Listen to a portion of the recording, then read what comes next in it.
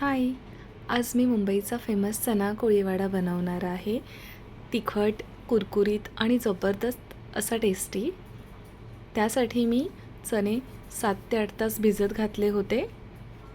आता कुकरमध्ये पाणी घालून 2 शिट्या काढून घ्यायच्या आहेत.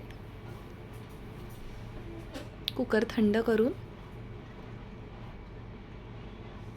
आता फक्त चणे एका बाउलमध्ये ट्रान्सफर करून घ्यायचे आहेत. त्यामध्ये बेसन, तांदळाचं पीठ, हळद, मीठ, लाल तिखट, धनेपूड, जिरेपूड, चाट मसाला हे सगळं घालून असं व्यवस्थित मिक्स करायचं आहे. त्यामध्ये आता थोडंसं तेल आणि पाणी लावून मसाला असा कोट करून घ्यायचा आहे चण्यांना. कढईमध्ये तेल गरम करून असं हाताने सुटसुटीत असं तेलामध्ये फ्राय करून घ्यायचं आहे.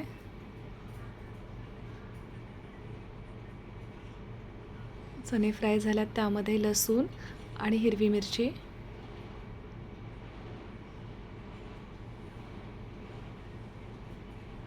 मस्त असा क्रिस्पी चना कोळीवाडा तयार आहे.